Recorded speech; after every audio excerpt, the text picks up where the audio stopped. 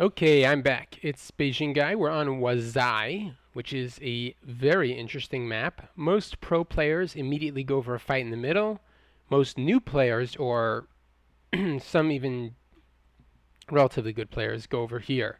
I know Pure Fire loves going over here and cliff dancing. I know Pure Fire also likes getting these wells and shooting down enemy monuments or stuff. So there's a lot that could happen, and Pure Fire is a very dangerous deck on this map. Drunkometer. Okay. What is he playing? And Shadow. I told you, of the top decks, like 80, well, like 60% of them, I think. The numbers on the forum. I think it's like 60% actually play Shadow Tier 1. Again, not because it's the strongest, it's just the easiest to do. Once again, we see Bejingguy's Weirbeasts and his Shaman and his... He should just nasty right now, Drunkometer. Take all that out. I don't know. Seems to me that wasn't... Oh, wow. Yeah, Bejingguy is not doing well, at least it looks like. I'm not sure what he has planned. What is going on here? Oh, he's building a defense tower? And Primal Defender. That is something you do not see in every nature deck. It looks like Bejingguy is losing at this point, but there's a lot more to the match to go, so somehow it seems he's going to recover. He built this because he saw he lost the middle, and he didn't want to get attacked here. So he has a defense tower. Towers do not cost a lot and do insane damage, and yeah, these Werebeasts are not going to survive.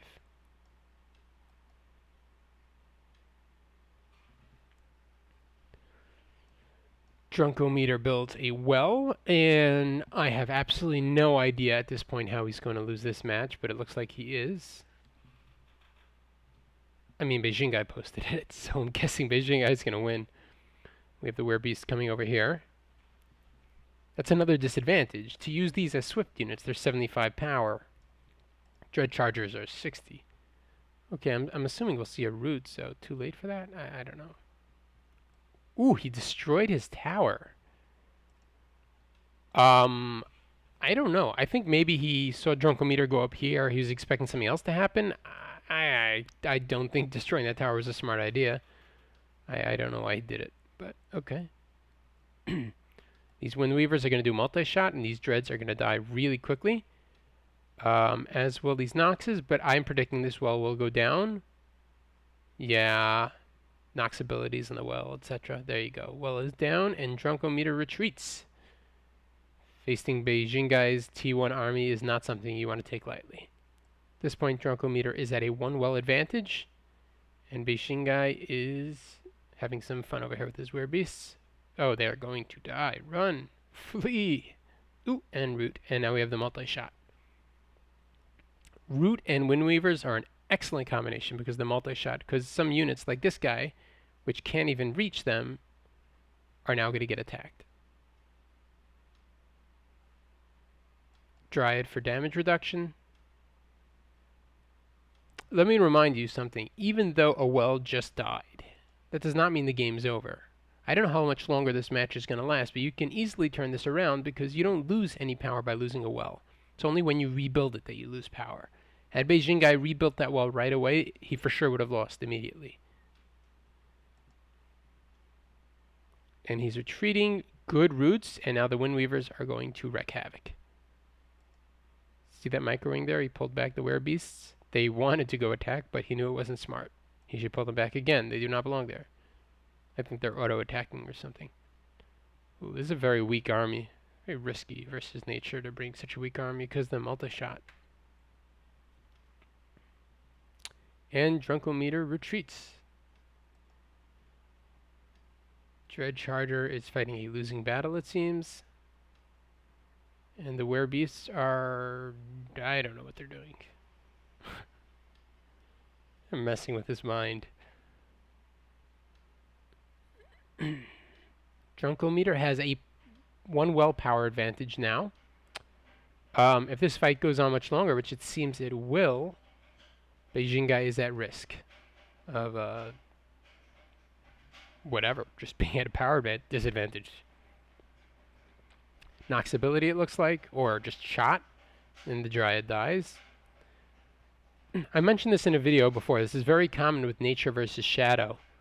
Windweaver spam versus Nox spam. Noxes are cheaper, have stronger attack, but the Windweavers have multi-shot. So it's an interesting match to watch. Meanwhile, you have this Dread stomping on these Windweavers. But we have 3 Shaman back here healing. Oh, goodness. You never want to face 3 Shaman at once. That's not fun. Yeah, everything will just keep healing up. And the heal. Alright. Seems a little excessive. So we have the Dryad for damage reduction. And we have the Shamans for healing. Yeah, that well's going to die. Drunkometer is 100 power. And this army is probably about 500 power worth. Remember, nature units are very expensive. I'm assuming Bejingguy is going to either retake this well and go on the offensive, or just go on the offensive. I'm not sure what his plans are. Make another shaman? I don't know. And Drunkometer goes tier 2. I think he's panicking now.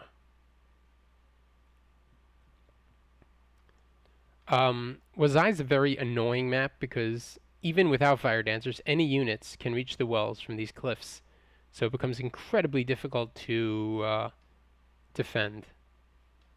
Ooh, good, good, good, good. Aura of Corruption and Oink. So Drunkometer looks like he's playing Shadow Nature. Aura of Corruption, whatever spell you cast, the amount of power of the spell multiplied by, I think, 6, 7, or 8 times, depending on the upgrade, multiplied by what orb your spell is. So, for example, this is tier 2. I'm sorry. So, Drunkometer, he casted this aura. So, let's say it's on full. So, let's say it does. Oh, maybe it works by orb. I'm not sure. Read the card. Whatever it is, it's a multiple of the spell you cast. So, if he makes a unit here, there you go. That's 100 power for this unit. It does damage. But here's the problem with casting it here. There's a Dryad here somewhere. So everything takes damage reduction, and that includes spells. So Aura does a reduced reduction, and once he dives that in, these guys are going to wake up, and the Shaman are going to be able to heal again. Yeah, that well's gone. The bird did come back because of the corpses. Bird. It's a phoenix. Okay. Drunkometer. Bejingguy turned this around, and now he is at a power well advantage and decides to go tier 2. He's playing Parasite Swarm. Do I need 7 Jorns? Why not? Sure. Okay, what's going on here? Phoenix, he should try to capture the Phoenix with Parasite Swarm. By the way, you can read on the forums. Hold on a second. Let me get out of replay. How many minutes left? 5 minutes? Okay. So I'm not sure the exact number. I think it's something along the lines of a 70 power unit makes it power efficient to take control of. But certainly a Shadow Phoenix, it makes sense to take control of. You lose your 100 power units, so you get into Void and you spend 50 on Mind Control. It looks like this is going to drop. Ooh, Spike Root. Another very uncommon card. So Bejingguy likes playing root decks. So he's going to use Spike Roots and trees in this little building called, I don't remember what you're going to see, which gives Spike Root either damage reduction or whatever. He's probably going to root these guys. And Spike Root does, it's a medium counter, so its spikes do very, very solid damage against medium units. Once you build up a root network with like more than one Spike Root or trees also, its spikes either get stronger or, let me see, more powerful attacks. Okay. This is one of the most feared cards in all of Pure Nature. Energy Parasites, only 50 power. But if for free, it sucks 25 power out of an enemy power well. Now let me tell you what's so amazing about that. Suck it out, even if this card dies immediately, like the player has a really good card and shoots it down. Look, it only has 225 health. The minute it sucks those 25 power out and then dies, well, think about it, it's a 50 power card. If it dies, you get back 45 power in Void, so it's only a 5 power loss. It's an instant gain of 20 power, no questions asked. So if your unit doesn't have a unit that can kill, if your enemy, doesn't have a unit that can kill medium units ranged really fast, you can spam these cards and build a tremendous power advantage very quickly. Some players even use them instead of wells. Here we see that card I was talking about, Root Nexus. Friendly units take 25% less damage, so if you use the Dryad as well, this Spike Root would take like no damage whatsoever. So he's going to use the Shaman. Okay, here we have an Aura of Corruption, but remember this Spike Root takes 25% less damage. Here we have the Phoenix. It doesn't matter. Another Phoenix. It's not going to matter. The Spike Root takes very little damage. I'm not sure if a heal will kill this guy. Probably not. And a Nightcrawler. And everything here dies. Very well played, Drunkometer. Here we have another... Ooh, he's spamming them. It sucks out some more power. So even when you're at a well disadvantage, these guys just keep sucking. Oh, here we go again. Phoenixes don't do ground attack. Drunkometer should probably try to get his Nightcrawler here and Nasty, because it will kill a couple of these guys. Like right now. Maybe that's what he's trying to do. Yeah. Nasty. Nasty!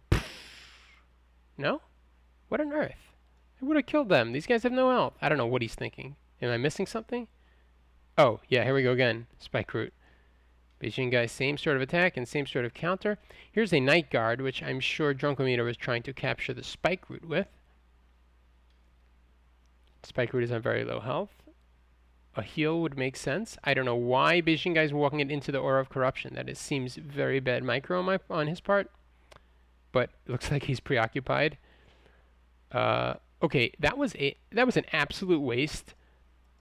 Splashing 2 Phoenixes into here, and it could just heal up for free. So that's a permanent 20 power loss by Drunkometer, and this well is just going to be repaired. These guys, aside from mind-controlling enemies, are medium counters. What's going on over here? Ooh. Another tower in Beijingguy's deck. I told you he's a very unusual player. Most people don't have a tower, and if they do, they only have one. He has a Primal Defender in Tier 1 and a Living Tower, which is a Root Tower in Tier 2. Now, if he can get this Spike Root over here, that will be a very strong root, because the more units, the stronger the attacks are. Here we have a Night Guard, who's going to try to steal this Spike Root. I am not sure. Well, what could happen is the Night Guard could steal it, and Bejingguy can use these to steal it right back. I am not sure how this is going to pan out.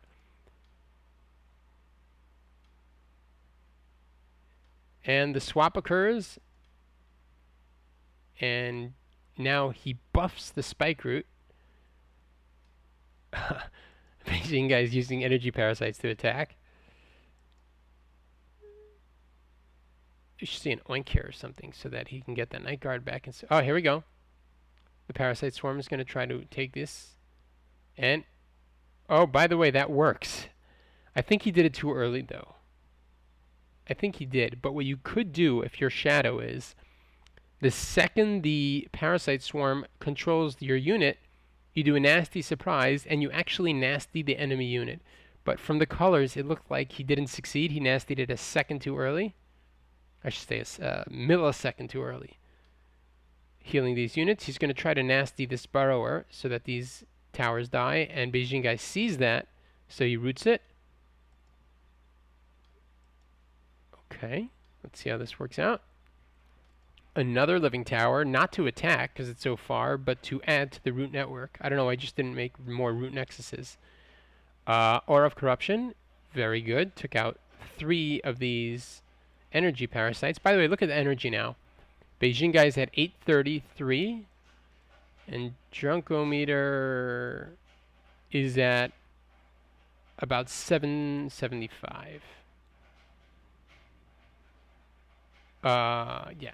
And Bejingguy has a very nice standing power over here, this root network. So I would say he's at about a 200 power advantage right now. I think the energy parasites had a lot to do with it. A heal, even though it's in the aura, heal does a very nice heal if your unit stays alive. Look at how powerful that Spike Root is now, because once this root is built up, it does incredible power. Here comes another Spike Root. Dazed. He should maybe try to make another tower closer. And if the enemy tries to nasty, do something about it. He's going to root this guy in a second, and yeah, but that got healed. Now these guys are going to die really quickly, so he's probably going to oink it. Bejingguy has... Oh, I'm sorry. Bejingguy is red now? Oh, now I'm on Drunkometer. Yeah, I thought I messed up before, but I did not. Okay, should probably focus the well with the spike root. I can see an oink coming over here, or yeah, aura. Quickly, there you go. And now he's gonna spawn units. Not sure how much power he has. Nightcrawler. I don't know what that root is about. Yeah, it's gonna die once Drunkometer just makes something else. There you go. That's a good move. This is called tower walking. It's very popular in PvP. Well, not popular because you don't see this that often. But both Nature and Frost do this a lot. Frost has Cannon Tower. Stonekin plays Cannon Tower a lot. And Nature has either Living Towers or... Well, actually, Nature usually doesn't use towers, so forget that. But a lot of times when you're Frost or Stonekin, if an aura gets cast and you have a standing building, you can start making buildings. And if the enemy tries making units, you can kill them by making more buildings. It's referred to as tower walking, and it's really powerful. So both of these will be able to reach this well now. And at this point, there's no point in Drunkometer making more units because Bejingguy will just make more towers. He's going to try to get this Phoenix in. I'm sure we'll see an oink. Ooh.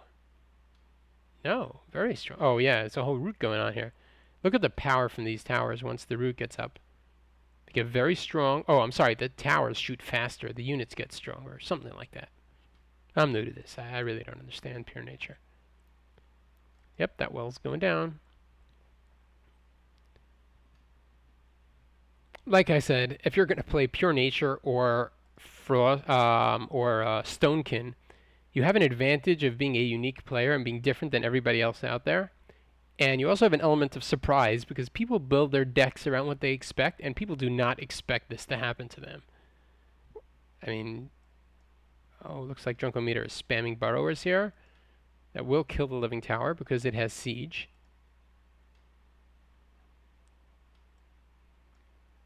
It looks like the swap was successful.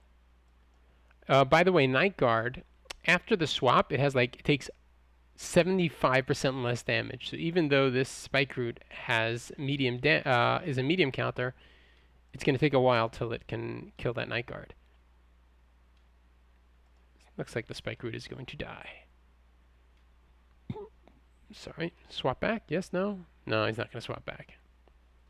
It's at too low health. Ooh, good burrower spam by Drunkometer. I somehow missed that. And he took out another well. Still, I can't see this. Oh, I'm sorry. We had another root thing going on here and took out that monument. Yeah, that's game. All right, excellent game. Very, very unique. Bejingguy plays really strange, and it's, I would say, aside from him having really good micromanagement skills, his element of surprise just baffles players because they're used to either Shadow or Fire or maybe Pure Frost, but something like this completely catches them off guard, and it's really hard to deal with. Well, excellent job, Bejingguy. I really enjoy these replays, and hopefully we'll see more pure nature players, especially Root Network. That would be awesome. Props to anybody who can pull off a deck like this and do really well. Okay, good game.